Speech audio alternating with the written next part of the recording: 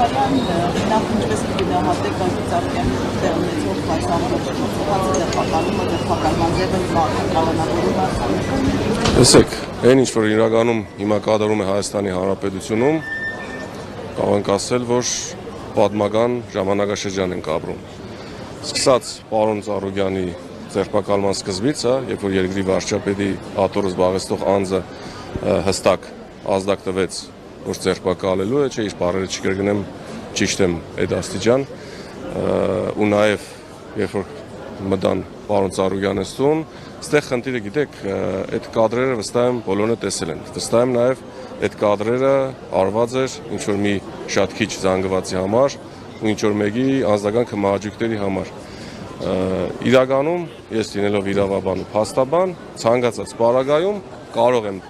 կողմ լինել նման ձևով անձին ձերբակալելուն, ընդհուպ միջև, այո, կետին, այսպես ասենք, կապ արգեստելով, բայց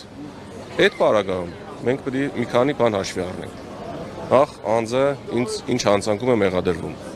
չգիտեմ, մարտասպան է, այլ ինչ-որ բան է։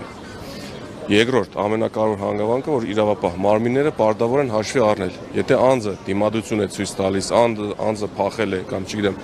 հակառակ գործողություն է անում, այդ իրենց ձևաչափը գործառույթը, այո, միտեղ կարող է նորմալ համարվել, բայց մենք տեսնում ենք, որ 70 տարեկան մարդը, բարերար մարդը, գործարար մարդը նման ձևով է ձերբակալվում տան մեջ այն պարագայում, երբ որ տան մեջ մենակով կանգնած է, այդ ծիծաղելու է չի, այդ աբսուրդի աշճան է, աբսուրդային ժանրից է ու միանշանակ նորմալ չէ։ Ու այստեղ նաև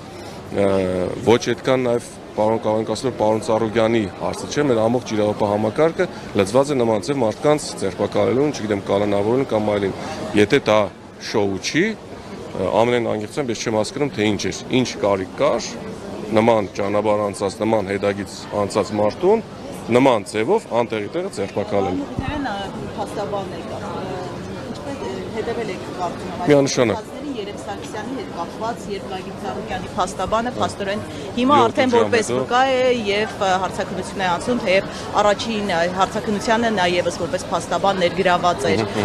Սա որքանով է աննախադեպ եւ ինչ ազդակ է հղում առհասարակ փաստաբաններին։ Սա նաեւ իրավական, հերթական,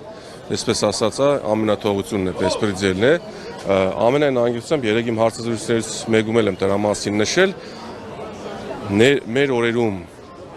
որևիցե հարցին, որը քաղաքական հետապնդում ունի, պատասխանել որպես իրավաբան ու փաստաբան, ամենայն անկեղծությամբ մի տեսակ անշնորհակալ գործ է, որովհետև նաև Երեմի Սարգսյանը հետ կապված դեպքը էլի հեշտական իրավական ամենաթողությունն էր։ Այդտեղ ես որպես լուրջ եմ ասում, այդտեղ ես որպես իրավաբան կամ փաստաբան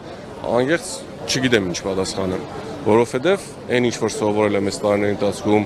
թե փաստաբանական դպրոցում, թե համալսարաններում